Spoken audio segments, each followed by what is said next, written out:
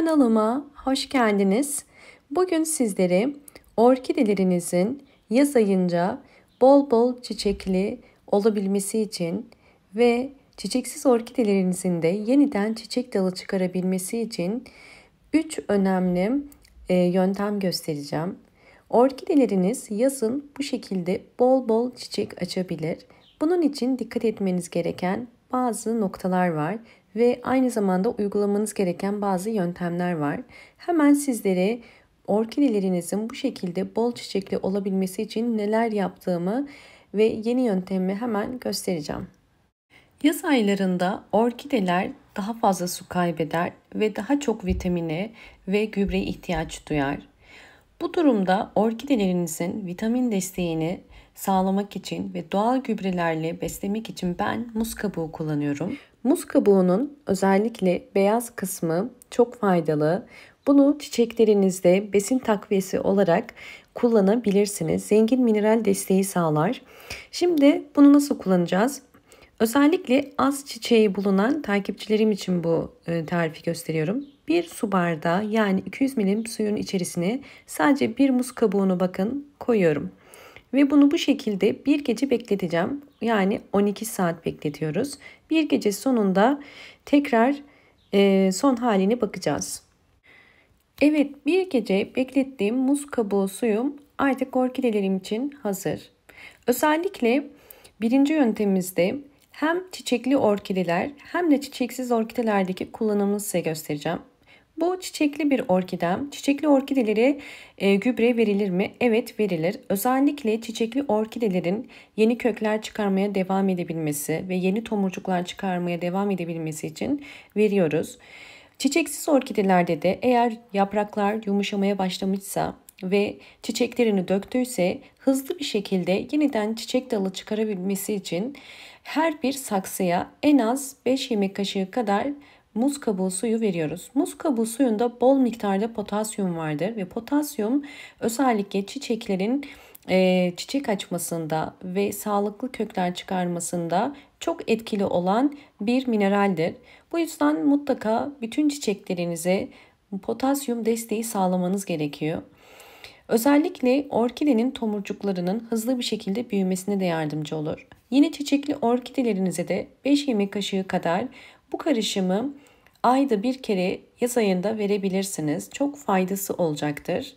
Daha fazla vermeyin. Özellikle yaz aylarında orkidelerinize vitamin desteği sağlarken doğal gübrelerinizi çok bekletmeyin ve çok aşırı vermeyin. Sadece amaç burada canlanmasını sağlamak.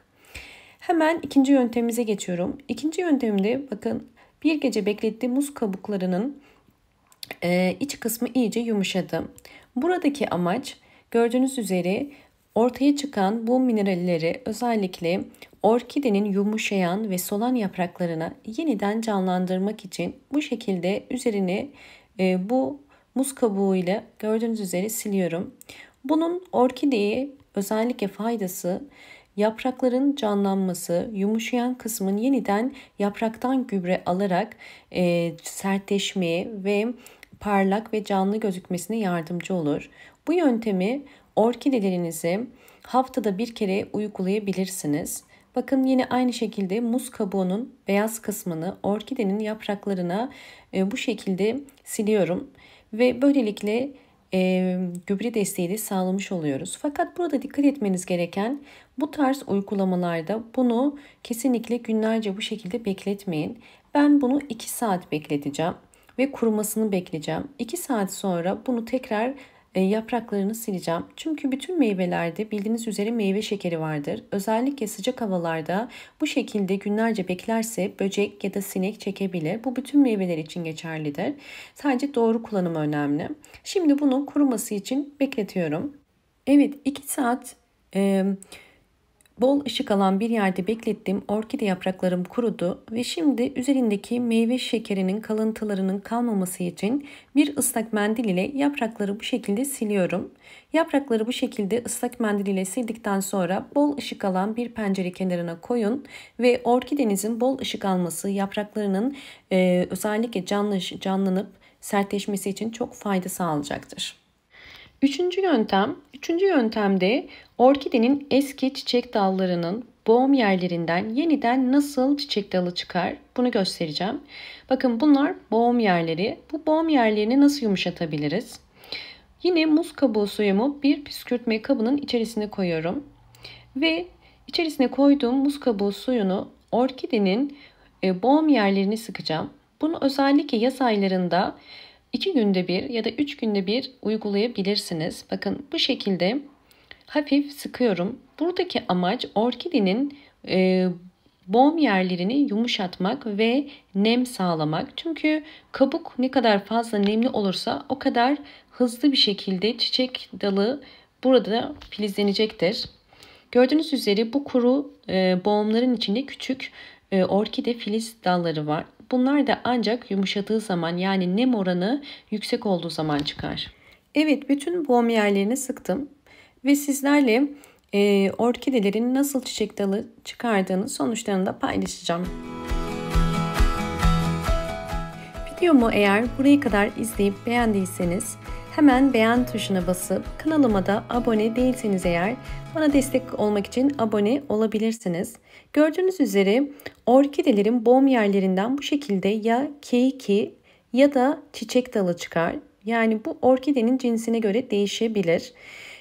Özellikle orkideler boğum yerlerinden birkaç tane bakın bu şekilde çiçek dalı çıkararak çok fazla çiçeklenebilir. Bu sizlerle videonun başında paylaştığım orkidem birden fazla çiçek dalı çıkarabilir. Böylelikle bol çiçekli olmuş olur ya da yeni çiçek dalı da çıkarabilir. Gördüğünüz üzere bakın yaprağı da canlandı ve yeni çiçek dalı da çıkarmaya devam ediyor. Özellikle yaz aylarında orkidelerinizi direkt güneş alan yakıcı bir yere koymayın. Bakın yoksa yaprakları bu şekilde yanar.